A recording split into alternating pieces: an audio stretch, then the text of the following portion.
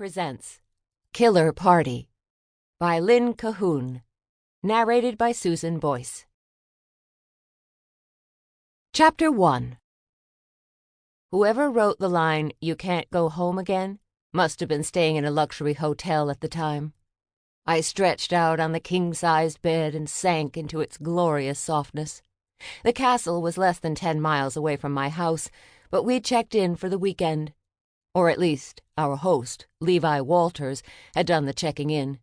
In fact, the tech millionaire had rented the entire place for his bachelor party. "I'm just staying in bed for the entire weekend," I told Greg as he unpacked his suitcase, hanging up the slacks and dress shirt he'd brought for the formal dinner tonight. Greg was my boyfriend, and as of a few months ago, my roommate too. I still wasn't totally comfortable with the entire couple cohabitation thing, but I did appreciate having him around, especially when he mowed the lawn. "Throw me a book and the room service menu, and I'll see you when we check out." He jumped on the bed next to me, his baby blue eyes sparkling with humor. He brushed back a wayward curl from my face. "No such luck, Buttercup. Where I go, you go. At least this weekend. We have to show the upcoming newlyweds what a proper couple acts like. I'm pretty sure Levi works all the time, so Jessica must be alone a lot. Sounds a little like us, except I work as much as you do. At least, sometimes."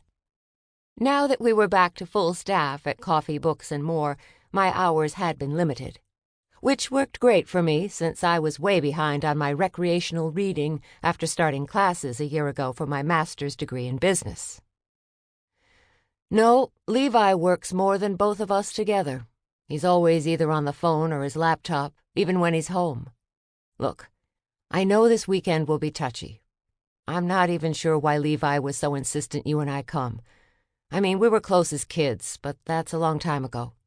The last time I came to one of these, I was still married to Sherry, and, well, that weekend blew up in my face. "Do you want to talk about it?" I rolled over onto my side and pushed a lock of hair out of his eyes. "Honestly, no. I just want you to be prepared. I'm going to owe you big for this weekend." He glanced at his watch. "We have an hour before the first event. You want to stay here and fool around a little bit, or go check out the castle? We have full access to all the public rooms." Brenda must really like Levi. The last time Aunt Jackie tried to get her writers group an all-access pass for an afternoon, Brenda turned her down flat. Aunt Jackie's going to be so jealous. Brenda Morgan was the manager of the castle, the site of our weekend gathering. The castle had only a few rooms they rented out, and often didn't even open the hotel section. Most weeks, it was a museum only. Brenda had been having trouble with the old buildings and the lack of air conditioning, not to mention a lack of adequate staffing to run a real hotel full-time. I ran my fingers through Greg's sandy blonde hair as I considered the options. Brenda Morgan had been the castle administrator since her husband Craig had been murdered out behind one of the cottages in the complex.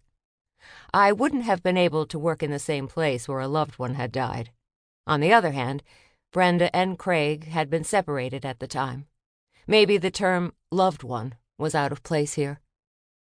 Greg watched as I jumped off the bed and slipped on my flip-flops. "So I guess fooling around is off the table?"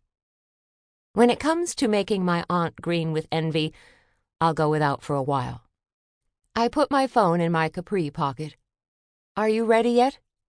"Can we discuss how long a while is?" Greg sighed and then pushed himself off the bed.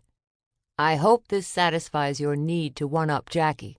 You two fight like sisters. Maybe you should try being nice." "Why do I have to be the adult?" Don't get me wrong, I loved Aunt Jackie. Sometimes our relationship got a little tense as she could be overbearing and controlling, but nothing like what had been happening lately. My aunt had been on a holy tear for the last month. She was planning a June wedding to Harold Snyder. Jackie carried around a 3-ring binder so she could write down notes as she thought of them. From what I could tell, everyone in the country was being invited. Well, everyone but Josh. He was still a little miffed about the Jackie and Harold thing. Even though